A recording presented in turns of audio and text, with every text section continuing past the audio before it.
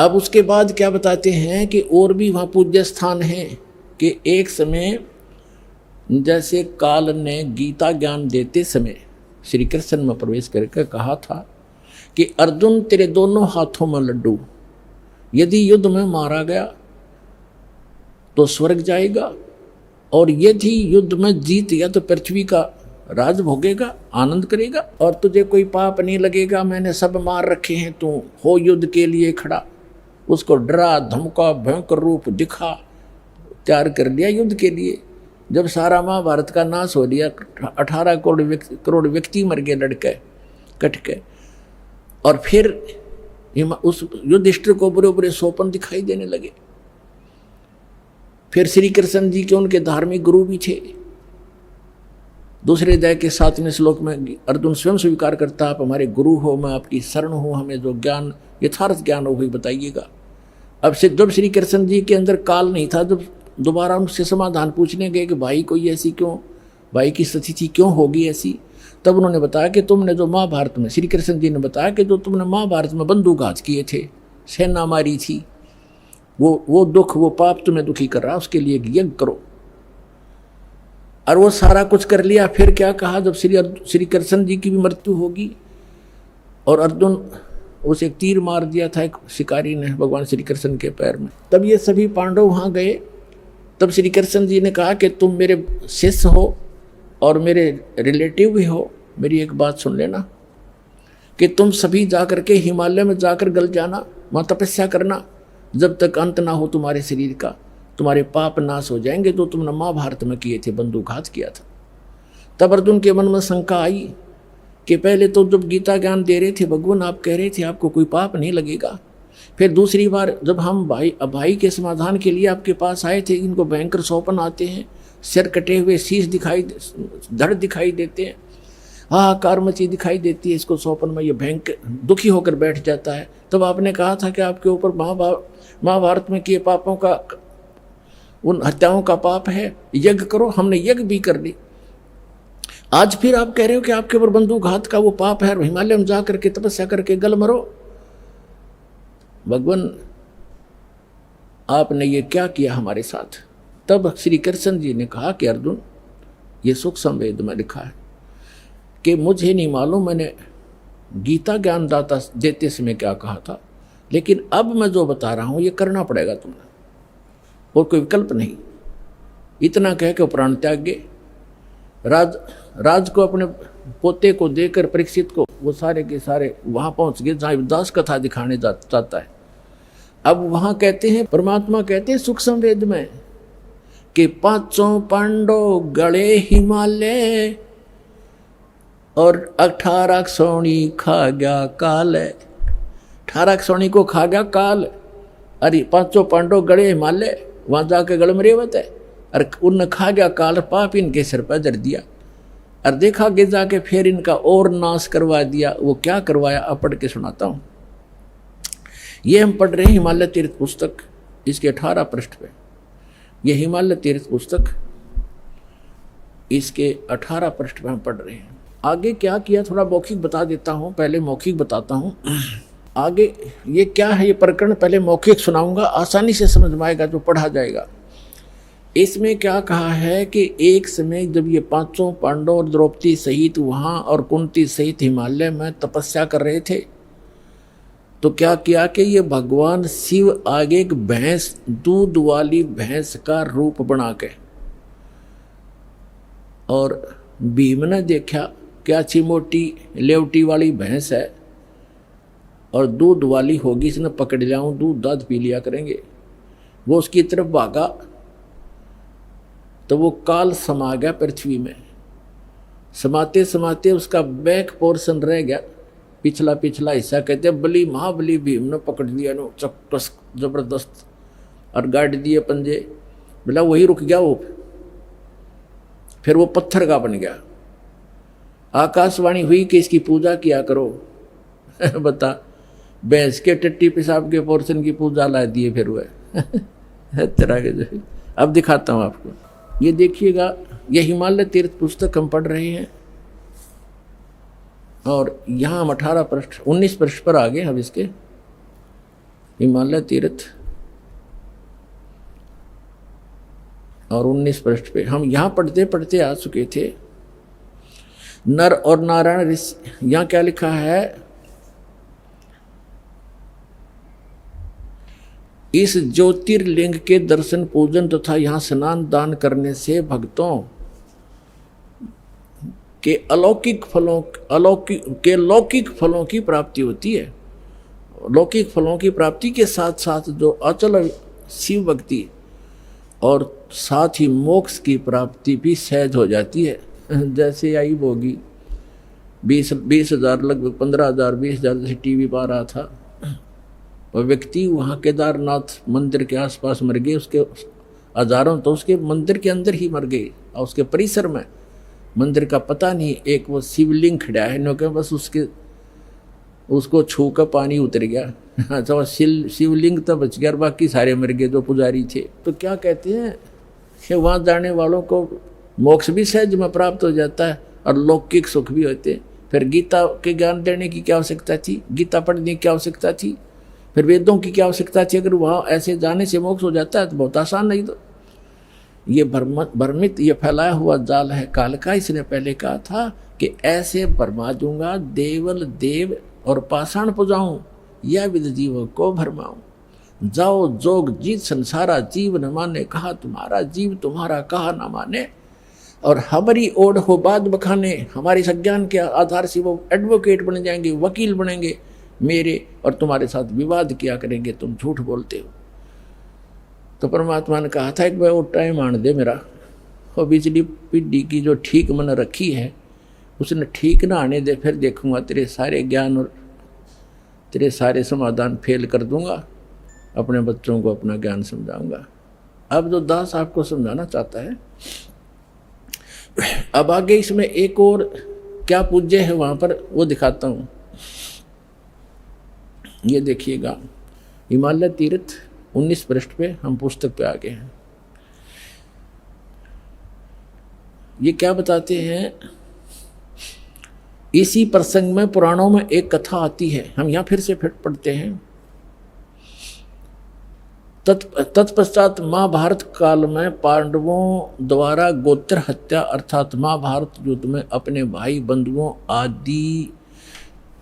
आदि की हत्या के पाप से मुक्ति हेतु यहाँ पर देवादिदेव महादेव की आराधना की पांडवों द्वारा की गई। इसी प्रसंग में पुराणों में एक कथा आती है। भगवान वेदव्यास जी की आज्ञा से पांडव केदार क्षेत्र में आए। भगवान महिष यानी भैंस का रूप धारण करके केदार अंचल में घूमन फिरन लग गया, विचरण करने लगे। भीम ने भगवान शिव को मायावी महिष के रूप में पहचान लिया। अब ये तो लेखक की अपनी चतुरता है, उसने तन्नो देखा था कि अच्छा मोटा लेवा है और दूध बढ़िया देगी, इसने पकड़ दिया भाग के। वो गया था भैंस पकड़न और वो बन गया उसके सिर का दर्द। ये देखो रूप में भगवान शिव को, भीम ने भगवान शिव को मायावी महिष भैंस के रूप में पहचान लिया। वे ऐसा जानकर भगवान शिव महिष रूप में पृथ्वी में समा ही रहे थे कि महाबली भीम ने दौड़कर उनका पिछला भाग पकड़ लिया। पांडवों की भक्ति से एवं विश्वास को देखकर भगवान शिव ने उन्हें साक्षात दर्शन दिए। आ गया काल प्रकट हो गया फिर।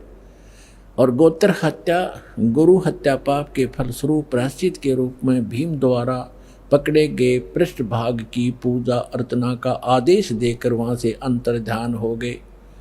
पृष्ठभाग ने शिला रूप धारण किया, पत्थर बन गई। फिर वो पिछला भाग जो पांडवों द्वारा पूजित हुआ वह तब से आज तक पूजित है। पुण्यात्मा देखो, अब ये है वो एक केदारोन्मत यो भी है जो भैंस की पिछला टिट्टी पेशाब का पोर्शन बाकी रह गया, वो पत्थर बन गया। और काल आ गया शिव रूप धारण करके और कहा कि इसने पूजा करियो थारे सारे पाप कट जाएंगे। ये कट गए पाप, वहाँ हो गया नाश। ऐसा दुख हो रहा है दास को।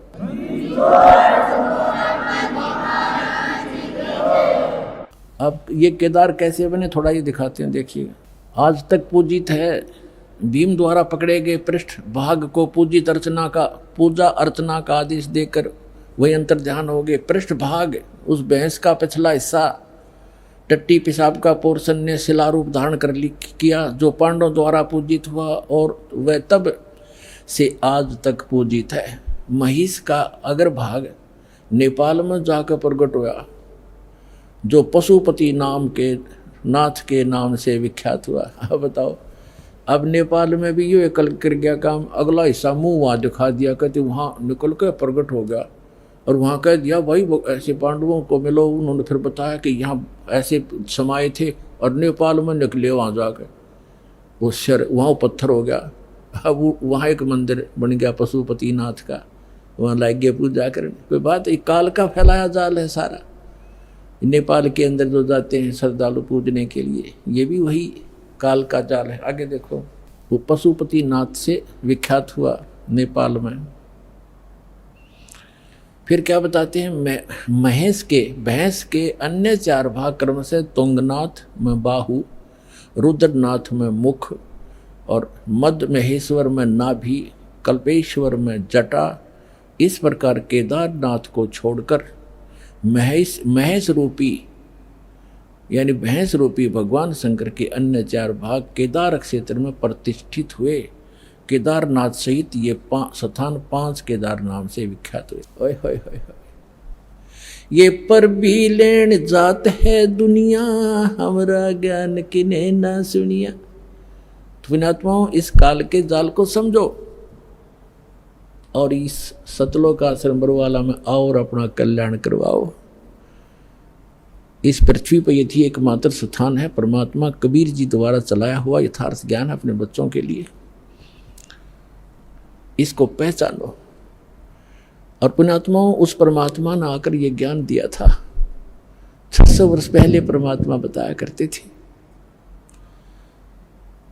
और क्या कहा करते थे, धर्मदास ये जग बोराना, कोई न जाने पद निर्वाणा।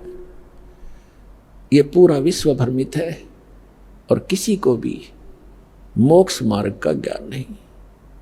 यही कारण मैं कथा पसारा, जग से कोई एक राम नियारा। यही कथा तुम जग जीव सुनाओ, सब जीवों का भरम नसाओ। अब मैं तुमसे कहूं चिताई, तेरे देवन की उत्पत्ति भाई। ज्ञानी सुने सो हृदय लगाई, मूर्ख सुने तो गम नहीं पाई। परमात्मा कहता है कि मैं जो कथा तुम्हें सुना रहा हूं तो लिख रहा है, लिखते जाना, सुनते भी रहना और इस कथा को तू आगे संसार में बताना और सब जीवों के भ्रम का नाश करना। तो पुण्यात्मा, सौभाग्य आपका, आप जी को परमात्मा का ये मार्ग उस समय में मिल रहा है जो परमात्मा ने ये प्रकट करना था। और धन्य है आपके माता पिता जिससे आपका जन्म हुआ। वो माता पिता आपको अपने बच्चों को यहाँ लेकर आते हैं, ये आपके सच्चे माता पिता हैं। और आज जो आप अपने बच्चों को, माता पिता को, भाई बहनों को कितना प्यार करते हो, तो ये प्यार तो आपका रह नहीं सकता यदि उस गलत साधना में लगे रहे। तो इस साधना से आप सत भक्ति करोगे और भले ही आप धीरे धीरे यहाँ से चलते जाओगे, शरीर छोड़ जाओगे, तो सतलोक में पहुँचोगे। वहाँ जाकर के जैसे परिवार आपका यहाँ बन गया, ऐसे धीरे धीरे ऐसे ही वहाँ बन जाएगा।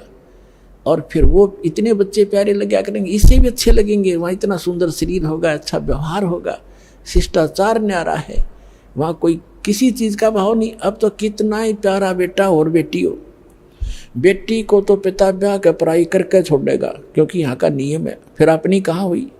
और बेटा कितना ही प्यारा है, जब वो युवा हो जाएगा उसको कहेगा बेटा अपना काम कर। जब वो काम नहीं करेगा तो दुश्मन दिखाई देगा, क्यों कर कभी ना खाता। तो प्यार भी रुड़ता फिर अपना।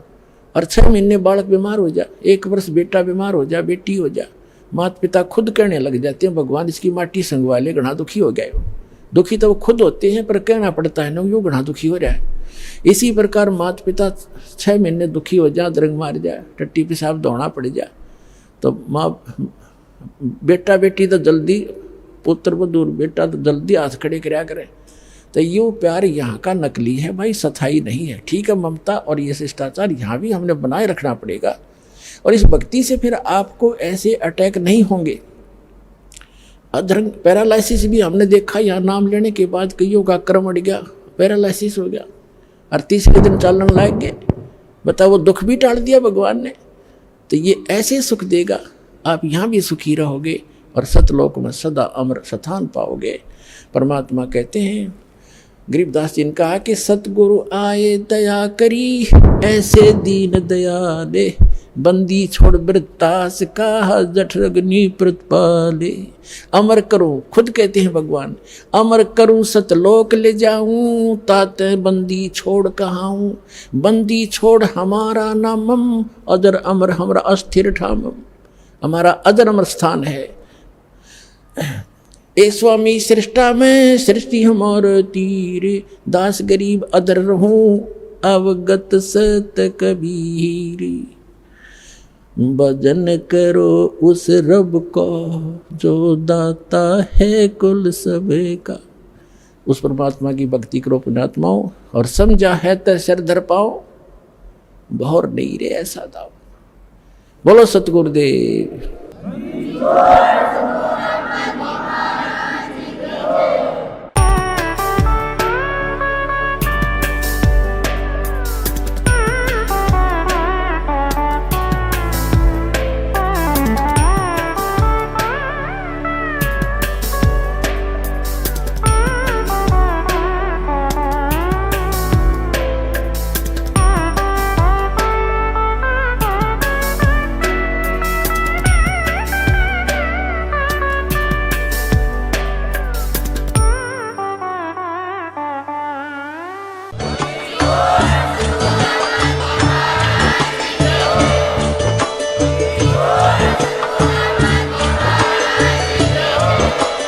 आप सुन रहे थे जगत गुरु तत्वदर्शी संत रामपाल जी महाराज जी के मंगल प्रवचन। अधिक जानकारी के लिए विजिट कीजिए हमारी वेबसाइट www.jagatgururampalji.org। संत रामपाल जी महाराज जी के शुभ आशीर्वाद से पूरे विश्व भर में 500 से भी ज्यादा नाम दीक्षा केंद्र हैं, जिन पर संत रामपाल जी महाराज जी द्वारा ऑनलाइन निशुल्क नाम दीक्षा दी जा रही है। अपने नजदीकी नाम दीक्षा केंद्र का पता करने के लिए संपर्क करें 8222880541।